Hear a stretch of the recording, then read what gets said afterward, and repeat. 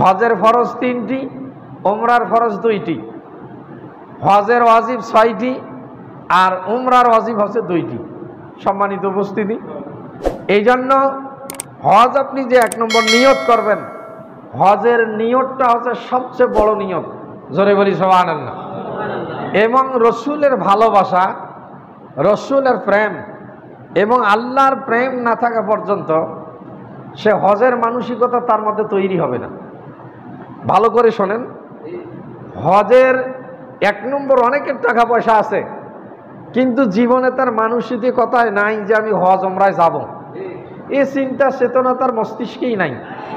কারো হয়তো চিন্তা চেতনা আছে মস্তিষ্কে, কিন্তু হয়তো যাইতে পারতেছে না। এই যাব, এই যাইতেছি, এ করব, এ সমস্যা সমাধান করব, ও সমস্যা সমাধান করব, এই মেয়ের বিবাহ দিব, ছেলের বিয়ে দিব, বাড়িটা কমপ্লিট করব, দোকানটার লিজ আছে, এখন দেখা যাচ্ছে ব্যাংকে লোন আছে, বিভিন্ন এইরকম দেখা যাচ্ছে নিয়ত আছে, কিন্তু দেখা যাচ্ছে বিভিন্ন কিছু এরকম ঝামেলা আছে।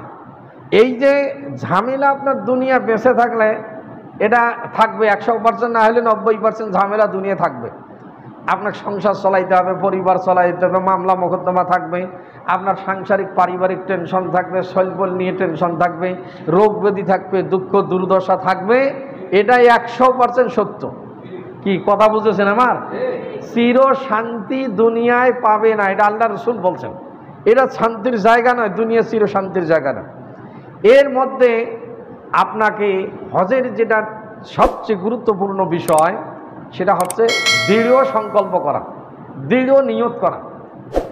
এই নিয়ত যদি আল্লাহ প্রেমে হয়ে যায়, নিয়ত যদি আশিকে রসুলের নিয়তে, যদি আল্লাহর নবীর ভালোবাসায়, রসুলের রওজা জিয়ারতের নিয়তে যদি নিয়তটা পরিপূর্ণ হয়ে যায়, এই নিয়ত একবার যাদের সামর্থ্য আছে তাদের 1 নম্বর সহি নিয়ত, এইটা পরিপূর্ণ না হওয়ার কারণে তাদের জাওয়াজ উঠবে না।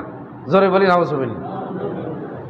তাহলে নিয়ত 1 নম্বরে সহি হওয়া লাগবে এই হজের ক্ষেত্রে। এই নিয়ত সহি হলে দেখা যাবে আপনার সমস্যাগুলো আল্লাহ রাব্বুল আলামিন অনুগ্রহ করে আপনার অনুকূলে করে দিবেন। জোরে বলি আলহামদুলিল্লাহ।